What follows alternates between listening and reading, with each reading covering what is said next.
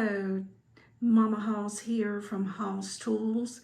Today we're in the garden picking some peppers to preserve them one of my favorite ways. Now this does take a good amount of time, about 3 weeks, but it's a very simple recipe. We're going to ferment these peppers and turn them into a salad dressing and some hot sauce. So when you're looking for peppers to ferment, you want to find those that are taut, glossy skin, no wrinkles, and no bad spots. I love to ferment vegetables, especially peppers.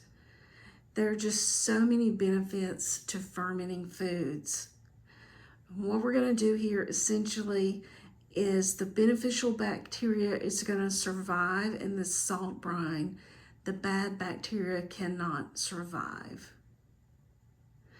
We're creating the environment with a salt brine that protects the peppers and lets that good bacteria do their work. Give the peppers a good rinse, make sure there's no bad spots, and get all the debris off.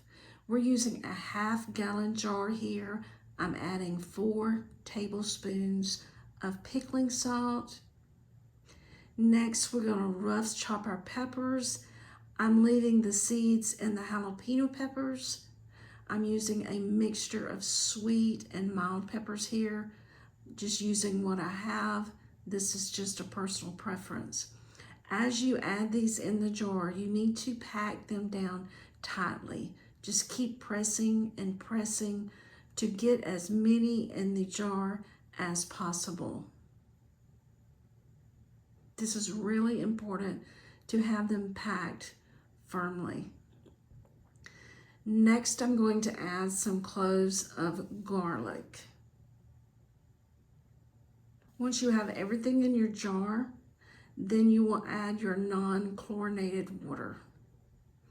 Fill it all the way to the top till it covers the peppers and garlic. Next, I'm going to add a primary covering. I'm using grape leaves here. You could use a cabbage leaf, or you could even use a piece of plastic wrap. This just prevents everything from floating up. I'm adding a glass weight here to keep all the peppers up under the brine. Your weight needs to match the opening of your fermentation vessel.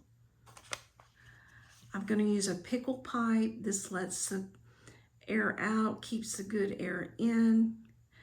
If you don't have a pickle pipe, you can just use a mason jar lid, but keep it loose so the CO2 can escape. Store the jar away from direct sunlight and let it ferment, ideally 1 to 2 weeks. I did mine for 3 weeks, and that's the perfect flavor for me. The most active fermentation period is going to be between weeks 1 and 2, and be sure to monitor it during this time. If you don't use a pickling pipe, you're going to have to unscrew the lid a little bit and let some of those gases escape.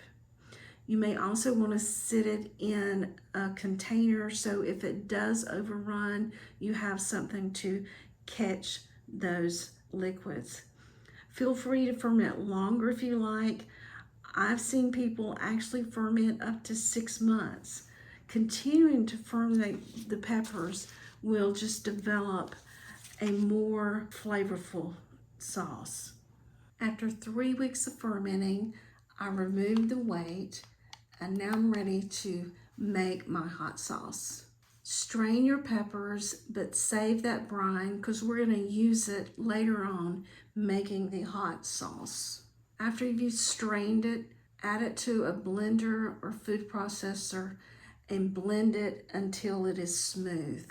These are my ingredients that I used. I don't have a specific recipe for this.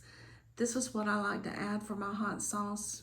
After it's blended the first time and it's rather smooth, I will add my other ingredients. We are going to mix this again for a rather long time. Start off with 4 tablespoons of the reserve brine, 1 tablespoon of red wine vinegar, a cup of white vinegar, and 1 tablespoon of olive oil. I have this mixed together. I did measure the honey, but I would say it was about 1 tablespoon of honey. I always say you can add more later. 1 tablespoon of lemon juice, more or less, depending on your preference. And then a teaspoon of xanthan gum. This is just a thickener. Once all this is added, you want to let it blend again, and I just let it run for about 5 to 8 minutes. Really let it blend well. If you have a more powerful blender, it'll take less time. After it's blended to the desired texture, you want to strain the mixture to remove the solids if desired. You could just use it as it is. So make sure you get all this goodie out of the mixture. I'm using a strainer here, and this is rather time consuming, but well worth the effort. Just continually stir and press until you have nothing left but the pulp. Don't throw this away, as this is great.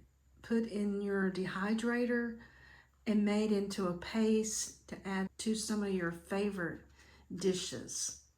After you're through straining it, you just want to put it in your favorite bottle and stick it in the fridge. If you wanted to leave this out at room temperature, you can put it in some canning jars and give it a water bath, and then it's stable at room temperature. Ours does not last that long. I just stick it in the fridge, and we use it on our favorite dishes and salads. Thanks for joining me today. Don't forget, check out the description below for product links and resources. Don't forget to like and subscribe, and I'll see you next time.